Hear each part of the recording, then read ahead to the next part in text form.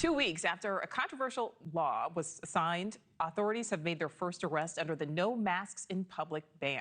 An 18-year-old was arrested in Long Island over the weekend. Nassau County Police say he was stopped by officers Sunday night because he was wearing a mask. They say he looked suspicious.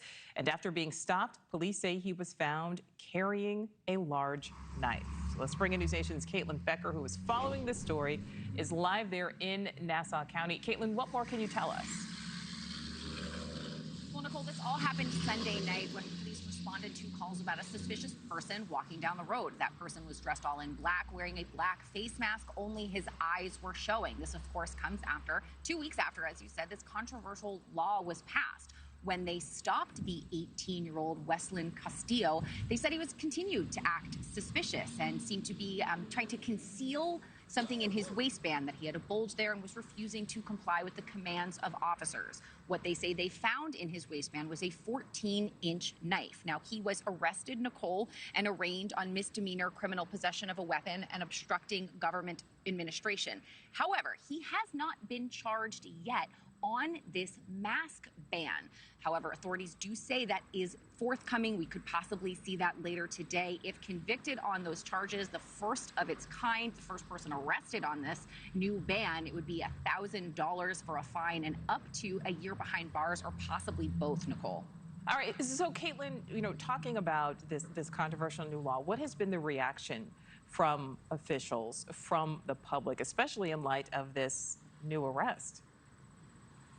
Well, the new arrest certainly has renewed concern, and it was concern from the same groups of people who were upset when this ban was first passed on August 14th. And the issue here is that line between civil liberties and security. Of course, proponents of the law are saying, look, it clearly works. He was stopped because he looked suspicious, and lo and behold, he had a 14-inch knife in his waistband. Where other groups like the New York Civil Liberties Union and the Disability Rights Group, that's a group out of New York, they have issues with this, saying that it unfairly discriminates against certain groups. Now, under this Mask Ban Transparency Act, you can wear a mask for health or for religious reasons. However, how do you determine who is doing that? Of course, you have to stop them and ask them, and then how does that person prove that's what they're doing? Now, the disability group is actually trying to get an injunction to stop this law from being in effect while a lawsuit works its way through the court system.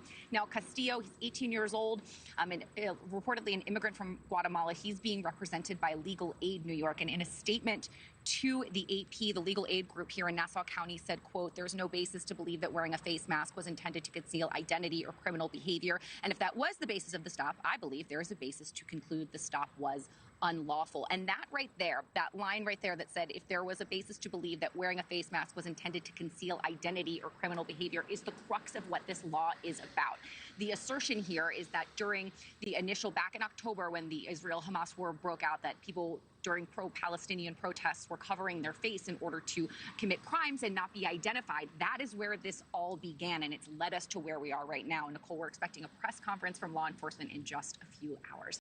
Thanks for watching. Go to joinnn.com to find News Nation on your screen. And don't forget to click the red subscribe button below to get more of News Nation's fact-driven, unbiased coverage.